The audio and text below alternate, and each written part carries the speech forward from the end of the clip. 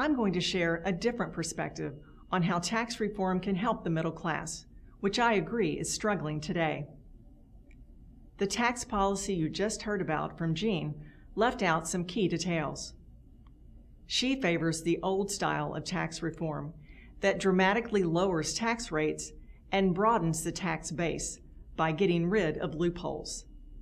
That idea is now obsolete.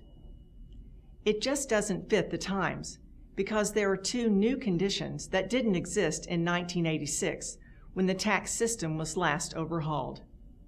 The first condition is related to our national debt. Our debt today is approximately 73% of GDP. That's nearly double what it was in 1986. The 1986 reform did not strive to cut the debt. Today, we can't afford for tax reform not to.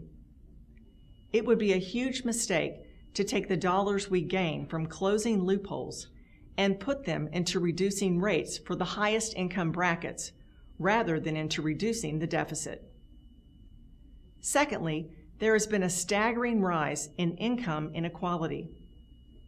In 1986, there was certainly wealth accumulation at the top, but not nearly to the degree as is true now. Over time, our tax code has widened the nation's wealth gap.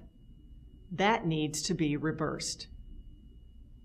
Our proposal would have two main principles.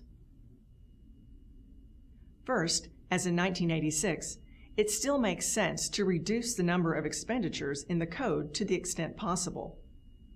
But in figuring out which credits and deductions to eliminate, we must draw a line when it comes to protecting the middle class. We must understand that many of the expenditures in the tax code are not loopholes at all. Tax preferences for things like a college education and retirement savings belong in the tax code even after reform happens. These preferences were put in the code on purpose to make a middle-class lifestyle accessible and sustainable for more American families. For example, the home mortgage interest deduction helps make home ownership affordable for the middle class. Rather than scrapping it, as Jean wants to do, we need to strongly defend that deduction. So if we seek to protect the expenditures that are more essential to the middle class, and we still hope to reduce the deficit, we will need to find alternative revenue sources. We are already raising additional revenues as a result of allowing the Bush tax cuts to expire for the highest earners and allowing tax rates to return to Clinton-era levels.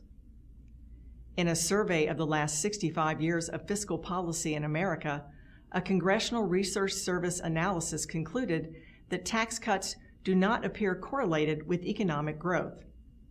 But a balanced budget, aided by increased revenues, just might restore confidence to investors and jumpstart our economy. The second element of this tax reform model is a focus on investment income. Today, the top 1% on average receives 20% of its income from capital gains, 10 times as much as the rest of the country. We need a narrower differential between earned and unearned income than we have today. This will bring more fairness to the code and also deliver more revenue to reduce the deficit.